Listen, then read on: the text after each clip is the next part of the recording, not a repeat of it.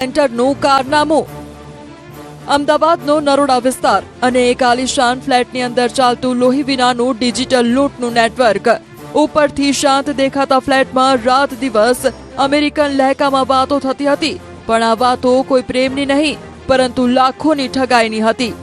નરોડા પોલીસે ઇવાન 3 નામના બિલ્ડિંગમાં દરોડો પાડીને એક એવા હાઈટેક કોલ સેન્ટરનો પર્દાફાશ કર્યો છે જે સીધું અમેરિકાને ટાર્ગેટ કરતું હતું। Target USA। પોલીસના સકંજામાં આવેલા ચહેરાઓ સામાન્ય દેખાય છે, પરંતુ તેમનું નેટવર્ક આંતરરાષ્ટ્રીય છે।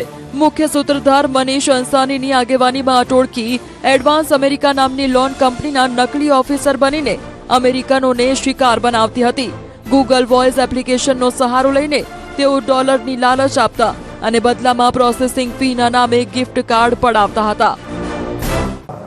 નામની કંપનીના ફેક લેટર બનાવીને યુએસએના નાગરિકોને ટાર્ગેટ કરતા હતા અને એમની લોન મંજૂર થઈ ગઈ છે એવું ભરોસો આપીને એમને પાસેથી લોન પ્રોસેસિંગના નામના $50 થી $250 રૂપિયા લેતા હતા। આ પાંચો આરોપીઓને પોલીસે કસ્ટડીમાં લઈ લીધું છે। આ ઠગાઈની મોડસ ઓપરેન્ડી એકદમ પ્રોફેશનલ હતી। મનીષ અંસાની અગાઉ કેરળ અને ગોવાના કોલ સેન્ટરોમાં ટ્રેનિંગ લઈ ચૂક્યો હતો। તે ઇન્સ્ટાગ્રામ પરથી લીડ મેળવતો અને પછી તેના સાથીદારો અમેરિકન નાગરિકોના સોશિયલ સિક્યોરિટી નંબર મેળવી લેતા। વિશ્વાસ જીતવા માટે નકલી લેટર પેડ પણ મોકલવામાં આવતા। છેતરાયેલા અમેરિકનો જે પૈસા ગિફ્ટ કાર્ડમાં નાખતા તેને ભારતીય ચલણમાં કન્વર્ટ કરવાનું કામ ફરાર આરોપીઓ કરતા હતા। લોન પ્રોસેસિંગના નામે $50 થી $250 પડાવતા।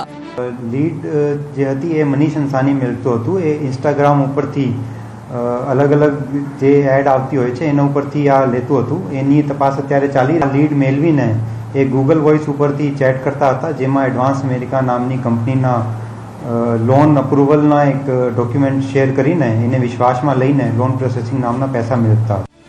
ચોંકાવનારી વાત એ છે કે આ ટોળકીમાં એક કોરિયોગ્રાફર, એક વેપારી અને એક ડિલિવરી બોય પણ સામેલ હતા।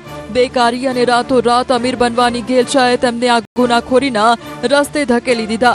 અત્યાર સુધીમાં તેઓ 100 થી વધુ લોકોને ટાર્ગેટ કરી ચૂક્યા છે। પોલીસે સ્થળ પરથી 5 લેપટોપ અને 10 મોબાઈલ સહિત 2.17 લાખનો મુદ્દામાલ જપ્ત કર્યો છે।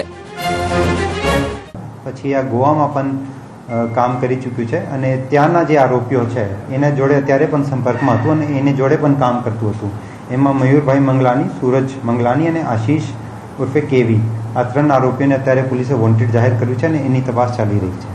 હાલ તો નરોડા પોલીસે 5 આરોપીઓને જેલના સળિયા પાછળ ધકેલી દીધા છે, પરંતુ હજુ પણ 3 મુખ્ય સૂત્રધારો પોલીસ પકડથી દૂર છે। આ ડિજિટલ સ્કેમનું મૂળ કેટલું ઊંડું છે અને કેટલા અમેરિકનો તેનો ભોગ બન્યા છે તેની તપાસ તેજ કરી દેવામાં આવી છે। અમદાવાદથી નવીન ઝા, ન્યૂઝ 18।